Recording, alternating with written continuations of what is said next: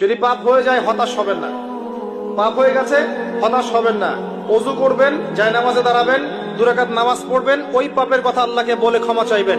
ইনশাআল্লাহ আল্লাহ পাক আপনার গুনাহকে নেকি দিয়ে পরিবর্তন করে দিবেন ইনশাআল্লাহ। যতবার পাপ হবে ততবার নামাজে দাঁড়াবেন, ততবার ওযু করবেন, ততবার 2 রাকাত নামাজ পড়বেন এবং আল্লাহর কাছে ক্ষমা চাইবেন। ইনশাআল্লাহ আল্লাহ মাফ করে দিবেন। শয়তান আপনাকে হতাশ করতে যাবে, ফার্স্ট্রেট করতে যাবে। আরে তুমি অন্যায় করেছো, এত বড় বড় পাপ করেছো, তুমি পর্নোগ্রাফি দেখো, তুমি মেয়ের সাথে জেনা করেছো, তুমি মদ খাও, তুমি এই করো, তুমি কিভাবে আল্লাহর সামনে দাঁড়াবে, কোন মুখ নিয়ে দাঁড়াবে? এগুলো শয়তানের ওয়াসওয়াসা। কার ওয়াসওয়াসা? আল্লাহ পাক ক্ষমা করতে করতে ক্লান্ত হবেন না, আপনি ক্ষমা চাইতে চাইতে ক্লান্ত হয়ে যাবেন ইনশাআল্লাহ। আল্লাহ পাক এমন গফুর রহিম। এক ব্যক্তি 99টা খুন করেছে। কয়টা? 99টা খুন করে এক আলেমের কাছে গিয়ে বলেছে যে আমার কি তওবা হবে?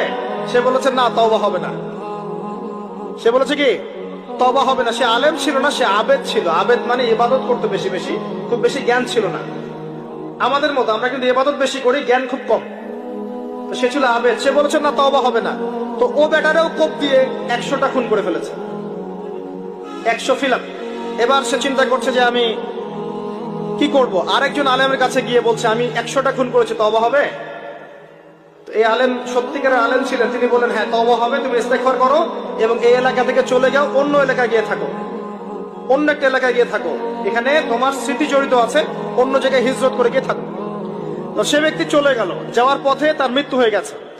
আল্লাহ পাকের ফেরেশতা চলে এসেছে, আযাবের ফেরেশতা এবং জান্নাতের ফেরেশতা, তারা নিজেদের মধ্যে এখন তর্ক করছে কে রূহটা নেবে, আত্মাটা কে নেবে।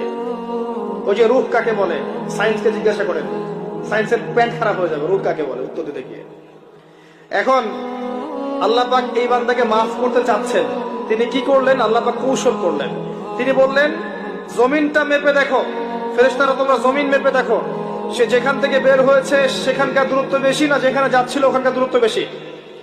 এবং আল্লাহ পাক জমিনকে আদেশ করলেন এই জমিন তুমি লম্বা হয়ে যাও। জমিন আল্লাহর আদেশ শোনে না? এই পাহাড় আল্লাহর আদেশ শোনে না? শোনে। পাহাড়ে যা হচ্ছে, আল্লাহ রাব্বুল আলামিনের গজব চলে আসলে এই পাহাড় দেখবেন মানুষের উপর গজব ফেলবে ইনশাআল্লাহ তাআলা। সমুদ্রের কিনারে যা হচ্ছে আমরা দেখে আসলাম যে নগ্নতা অশ্লীলতা চলছে, যখন আল্লাহ পাকের গজব আসবে দেখবেন সমুদ্র ভাসিয়ে দিবে সবাইকে দেখে নিয়ে ইনশাআল্লাহ। আল্লাহর আদেশ যখন চলে আসবে প্রকৃতি আল্লাহর কথা শুনবে। জমিনকে আল্লাহ বললেন লম্বা হয়ে যাও, জমিন লম্বা হয়ে গেল। এবার ফেরেশতারা মেপে দেখলো সে যেখানে যাচ্ছিল ওর পরিমাণটা বেশি। আল্লাহ পাক বললেন ওকে মাফ করে দাও, ওকে মাফ করে দাও।